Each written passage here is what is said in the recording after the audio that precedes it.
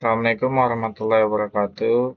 Saya Zara Putra sini dengan 3 digit terakhir 073 dari kelas praktikum C ingin mempresentasikan tentang PowerPoint yang telah saya buat tentang pengantar PID controller.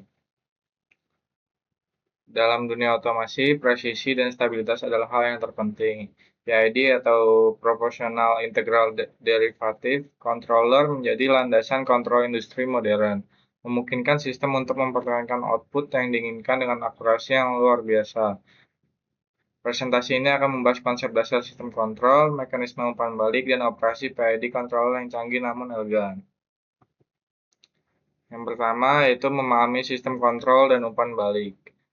Pada intinya, sistem kontrol mengatur proses untuk memastikan keluarannya sesuai dengan target yang telah ditentukan, yang dikenal sebagai set point.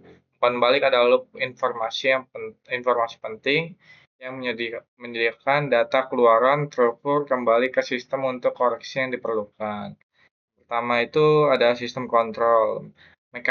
Sistem kontrol itu berfungsi untuk mekanisme yang mengelola, memerintah, mengarahkan, atau mengatur perilaku perangkat atau sistem lain untuk mencapai hasil yang diinginkan. Selanjutnya ada umpan balik, yaitu informasi tentang keluaran suatu sistem yang dikembalikan ke masukan untuk memodifikasi tindakan selanjutnya, memungkinkan penyesuaian dinamis. Yang selanjutnya ada kontrol PID, yaitu instrumen canggih yang memanfaatkan umpan balik untuk secara otomatis menyesuaikan variabel proses menuju set point yang diinginkan. Selanjutnya ada jenis-jenis sistem kontrol. Sistem kontrol secara luas dikategorikan berdasarkan penggunaan umpan balik. Memahami perbedaan ini adalah kunci untuk menghargai kekuatan PID. Jenis-jenis sistem kontrol dibagi menjadi dua, yaitu sistem loop terbuka dan sistem loop tertutup. Yang pertama, sistem loop terbuka itu untuk diagram bloknya itu input, lalu ke proses, lalu ke output, tidak ada umpan balik. Sedangkan sistem loop tertutup itu kita melalui set point plus input, lalu komparator, dari komparator ke controller, lalu proses dan output, dan itu menjadi umpan balik, kembali ke input dan set point, kembali ke input lagi. Umpan balik itu sendiri bisa menjadi positif atau memperkuat sinyal, atau negatif, itu mengurangi sinyal untuk menstabilkan sistem dengan umpan balik negatif yang dominan dalam aplikasi kontrol. Visualisasi lingkaran kontrol. Lingkaran kontrol sering diilustrasikan perbedaan mendasar antara kontrol loop terbuka dan kontrol loop tertutup. Contoh loop terbuka yaitu ada timer pada lampu jalan, dan contoh loop tertutup ada pada termostat rumah. Berikut komponen utama sistem kontrol. Setiap sistem kontrol yang kuat, terutama yang menggunakan PID, bergantung pada 3 komponen penting yang bekerja secara bersamaan. Yang pertama, sensor. Mata dan telinga sistem, sensor mengukur kondisi variabel proses saat ini, misalnya suhu, kecepatan, atau tekanan, dan mengubahnya menjadi sinyal yang terukur. Yang kedua ada kontrol atau PID. Otak operasi, controller menerima data dari sensor, lalu membandingkannya dengan set point, dan menghitung sinyal koreksi yang diperlukan berdasarkan algoritma internalnya.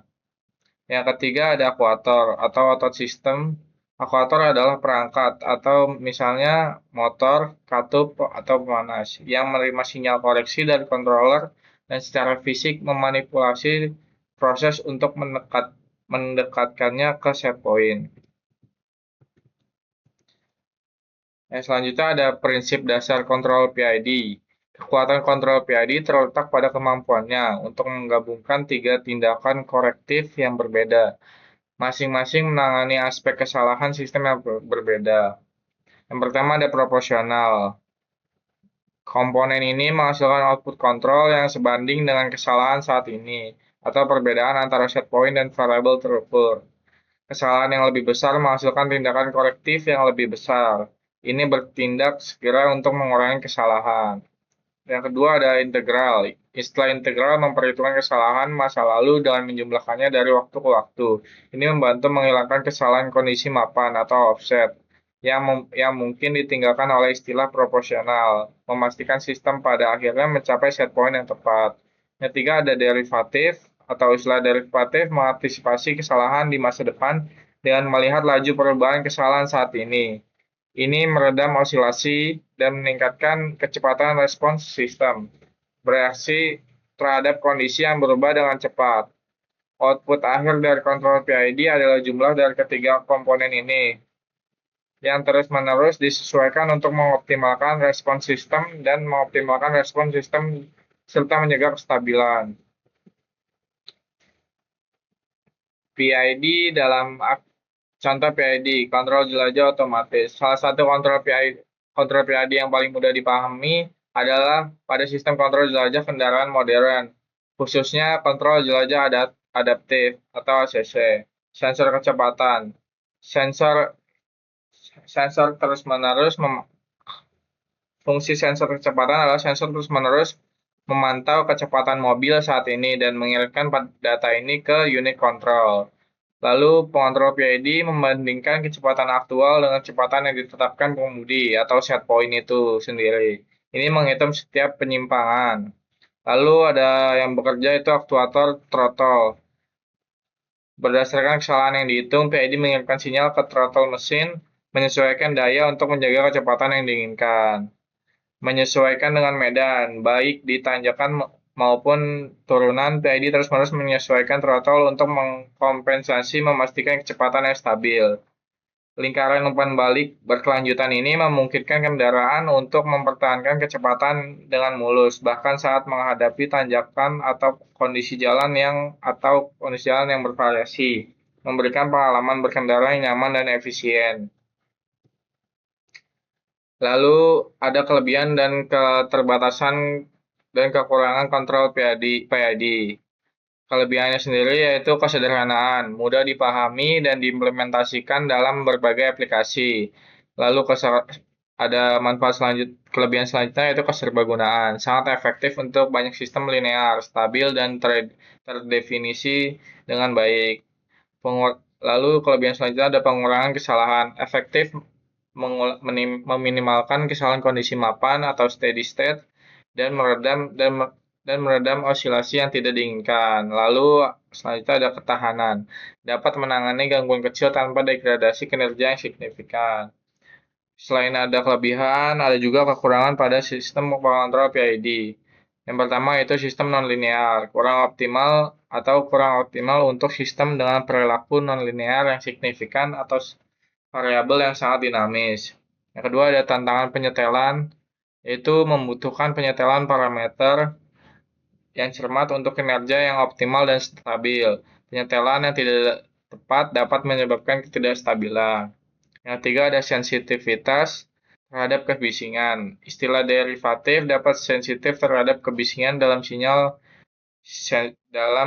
sensor, berpotensi menyebabkan tindakan kontrol yang tidak menentu.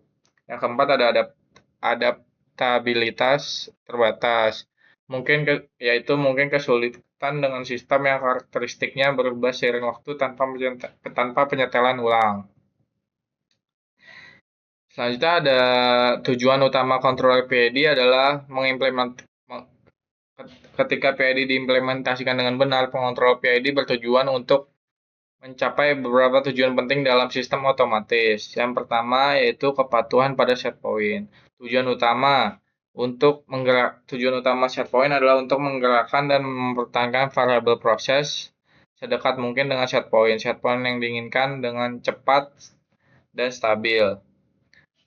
Lalu meminimalkan overshoot dan osilasi. Untuk mencapai respons yang mulus dan efisien, PID bertujuan untuk mengurangi besarnya overshoot awal dan mencegah osilasi berkelanjutan di sekitar set point. Yang ketiga ada penolakan gangguan. Pengontrol PID yang disetel dengan baik harus secara efektif menanggulangi gangguan eksternal atau perubahan internal, memastikan sistem tetap stabil dan sesuai target. Untuk mencapai tujuan-tujuan ini berkontribusi pada peningkatan efisien. Tujuan-tujuan ini berkontribusi pada peningkatan efisien, peningkatan kualitas produk, dan peningkatan keselamatan operasional di berbagai industri. Kesimpulannya, pengontrol PID benar-benar merupakan jantung dari sistem kontrol otomatis modern. Kemampuannya yang luar biasa untuk menyelaraskan koreksi proporsional, integral, dan derivatif menjadikan PID alat yang sangat diperlukan bagi para insinyur dan teknisi di seluruh dunia. Sekian presentasi dari saya, kurang lebihnya mohon maaf. Assalamualaikum warahmatullahi wabarakatuh.